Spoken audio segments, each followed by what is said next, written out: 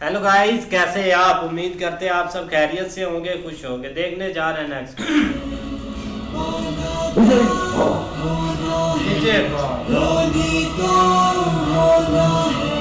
जीवन ही इनका बलिदान है।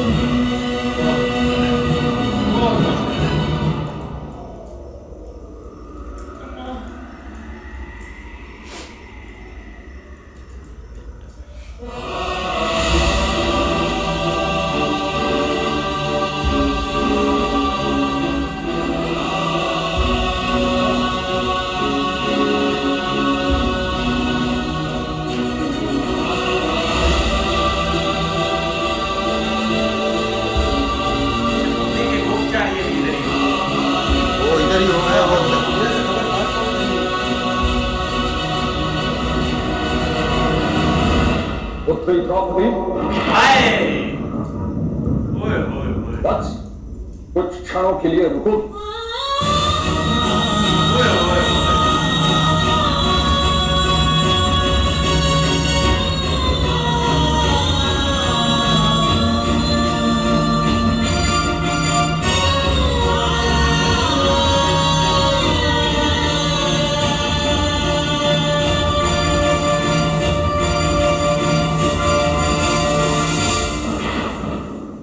तुम्हें स्मरण होगा पुत्री,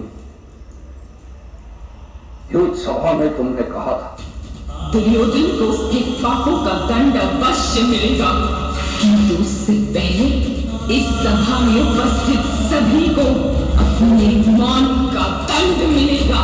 ये श्राप है या किसी द्रौपदी का? तुम्हारा वो श्राप अब फलीभूत होने वाला है।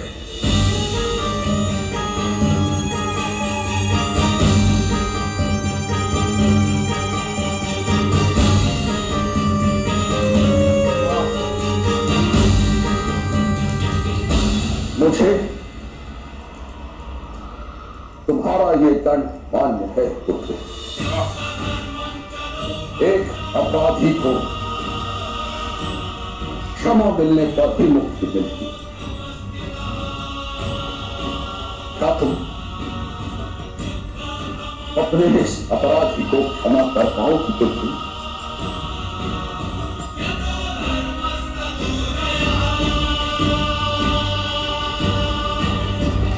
नहीं पितामह, आप मेरे सामने हाथ पर जोड़िए। पुत्री, मनुष्य की आयु को वर्षों में गिनना उचित नहीं। उसकी आयु को बलिदान सीखनी चाहिए।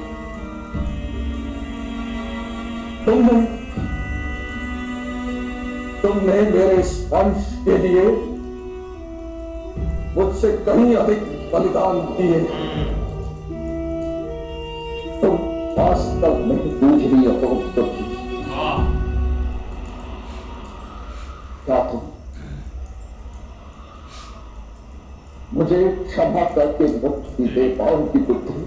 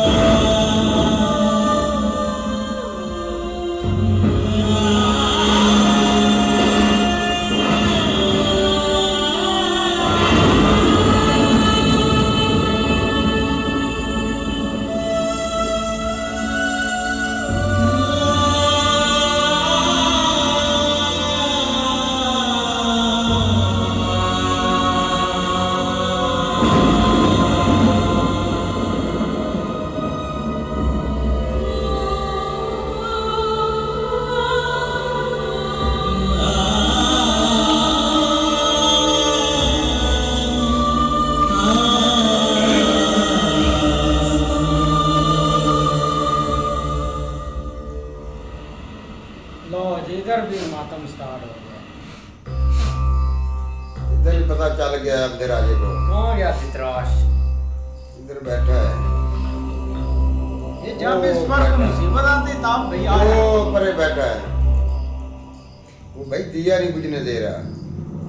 महाराज, क्या ये सत्य है? क्या कल द्रौपदी कुमारी शिखंडिनी युद्ध भूमि में पुरुष का वेश धारण करके प्रवेश करेगी? हाँ। पुरुष से नहीं, दासरी की मृत्यु बनकर प्रवेश करने वाली है विदुर। हाँ। केवल दासरी की मृत्यु ही नहीं, मेरे पुत्रों की भी। मेरे पुत्रों अपनी की जगह है। बोल मुंह से निकल गया। भाई उसको पता है। नहीं, नहीं ऐसा नहीं हो सकता। नहीं ऐसा होएगा। मेरे पुत्रों की मृत्यु नहीं हो सकती। नहीं नहीं मेरे पुत्रों की मृत्यु नहीं हो सकती विदुर।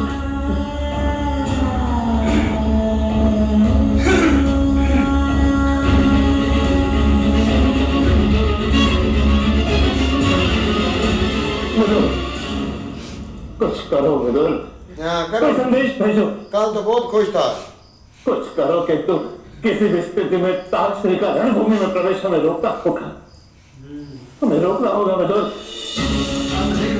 बाप बेटों की एक ही इच्छा उनकी है। रक्षा नहीं, मेरे पुत्रों की रक्षा होगी विदुर। हाँ शीघ्र ही संदेश रणभूमि भेजो विदुर। संदेश भेजो कि मेरा देश है कि तारश्री का रणभूमि में प्रवेश निषिद्ध है। वो अब किसी देश को नहीं मानते। यह संभव है महाराज। संदेश भेजने का समय अब बीत चुका।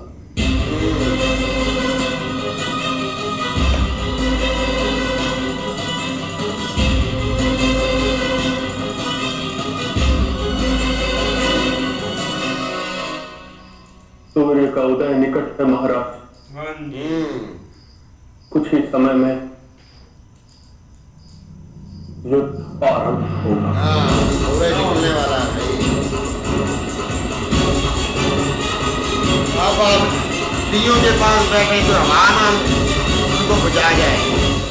अब कोई चीज लगेगी सर। हाँ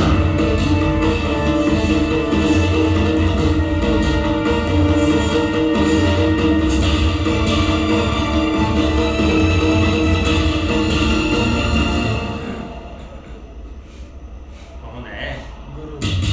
गुरु। गुरु आया भाई। गुरु का भी इधर ही काम होना है।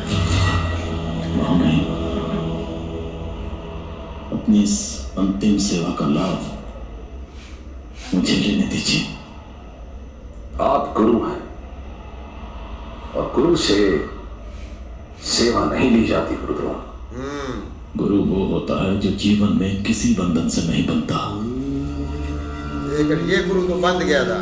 मैंने तो जिस दिन राज्य का मोह किया उसी दिन गुरु नहीं रहा। मैं केवल शिक्षा देने वाला शिक्षक बन गया। महामाई, मैं पूज्य नहीं हूं। इस रणभूमि में आपकी मुक्ति होने वाली है, उसी प्रकार मेरी भी होगी। कुछ समय पश्चात मुझे मुक्ति प्राप्त होगी। उस दिन कदाचित मैं फिर से अपने गुरु पद का अधिकारी बनूंगा।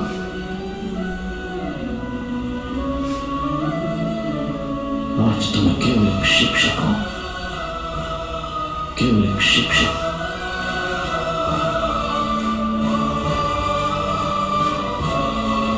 आज मुझे अपनी सेवा का अवसर दीजिए।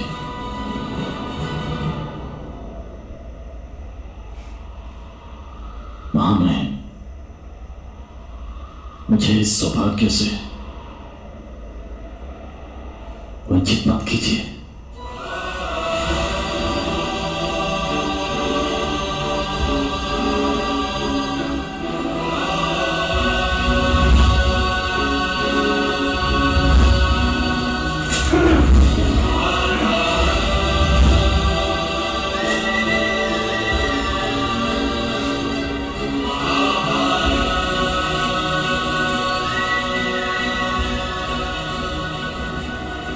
अनुमति दीजिए।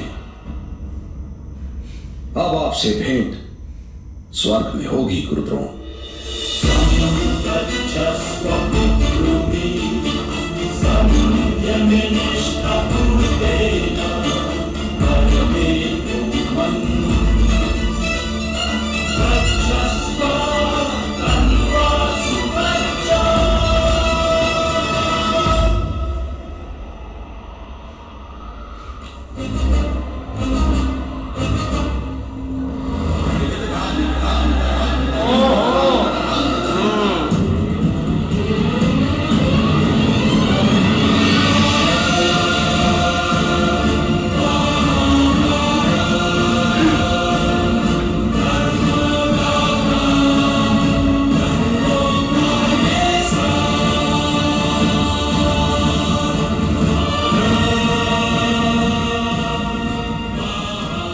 जय भक्ति जी,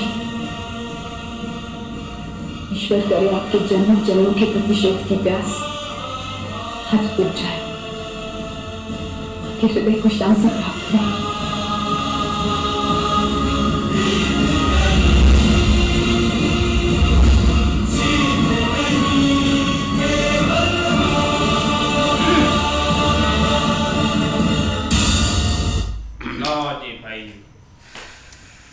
लो भाई, अब रिएक्शन देखने वाला था धृतराज का। पहले जब वो जीत रहे थे ना, तो तब नहा धोकर बहुत फ्रेश मूड में रहता था, खुश और बोल रहा था ये पांडवों का यही हाल होना चाहिए। लेकिन अब देख लो भाई, नहीं ऐसे ही है भाई। इधर जो अब युद्ध है ना, उसने एक वन साइडेड मतलब के निकल जाना, क्योंकि भीष्मा जी एक आड़ थे और वो चीज खत्म अब होने जा रही है भाई। आज तो धृतराज के मुंह से ही निकल गया, खुद ही उसने बोल दिया कि मेरे पे जो पुत्रों का वध हो जाएगा वो मर जाएंगे अगर भीष्मा जी का वध होगा। वध तो भीष्मा जी का आज हो जाना है। और बाकी रही बात आपके बेटों की, उनको जो भीम मौत देगा ना, वो देखने वाली होगी। भाई भीष्मा जी ने अपने जो उनके पांडु पुत्र थे ना, उन सबको समझा तो दिया है, लेकिन भाई द्रौपदी जी से उन्होंने खास तौर पर माफ़ी मांगी है कि भाई उस वक़्त जो आपके साथ हुआ मैं कुछ भी नहीं कर पाया। तो उन्होंने बोला था कि जो आपने वो अपना शराब दिया था ना, वो जो उसकी वो सज़ा है वो हमें भुगतनी पड़ेगी। लेकिन भाई इधर देखे आप कि अपना गुरु द्रोण जो है वो भीष्मा जी को भाई वो साजो सम्मान पहना रहे हैं, और भीष्मा जी ने तो बोल दिया है कि मेरा तो आखिरी टाइम आ गया है। लेकिन गुरु द्रोण ने भी बोल दिया है कि जैसे भाई आपकी मृत्यु होगी तो उसके बाद मेरा भी वहीं पर टाइम है। लेकिन मुझे ये लग रहा है कि जैसे भीष्मा और गुरु द्रोण की मौत होगी तो ये भिखारी तो मर जाएंगे वैसे ही सोच के, ये तो डर के मारे ही मर जाएंगे, क्योंकि इनके पल्ले तो कुछ है ही नहीं। वो तो सारी उम्र किसी के कंधे पर रखकर चलाते आए हैं, तो अब तो उनके पास वो कंधा भी नहीं बचेगा। वो एक मित्र है तो मित्र तो टिक ही नहीं पाएगा। इसलिए भाई आप इनका जीना जो है ना वो खत्म हो चुका है। जैसे उनके बाप साहब उधर बिल्कुल ही जो है वो चिराग जलाए हुए वो चिरागों के पास बैठ गया है कि अब मैंने चिराग नहीं बुझने देना, तेल डालो। हाँ, आप जितना मर्जी तेल डाल ले। उधर चिरागों में भाई तेल डालने के लिए ना एक दो आदमी और लगा दे, किधरे भाई तेल खत्म ही ना हो जाए और दिया बुझ जाए, और कमरा जो है ना वो बंद कर दे, किधरे हवा भी ना आए। लेकिन भाई इधर जो अब सीन बन गया है ना, जैसे ही भाई गुरु द्रोण और भीष्मा जी ने आपस में बातें की है ना कि मेरा तो बात होने लगा है, लेकिन अपना दूसरा गुरु द्रोण ने भी बोल दिया कि आपके पास हमारा नंबर भी है, लगने वाला है क्या। लेकिन ये नंबर सभी का लगना है क्या, ना आप इधर मामे शकुनी ने बचना है, ना अंगराज करण ने बचना है क्या, ना ही अपना गुरु द्रोण के बेटे ने बचना है क्या। जो उसने भाई उधर बहुत उल्ट लफाज जो है ना अपना पंचाली के हक में बोल लेते गए, उधर कोई भी नहीं बचेगा अभी इधर ही यार। नहीं बिल्कुल ऐसे ही है। लेकिन भाई अब जो है ना वो सूर्यास्त होने लगा है, और देखो आगे भाई अब क्या होता है। हाँ जी, देखते हैं नेक्स्ट पार्ट में। तब तक के लिए गुड बाय, टेक केयर।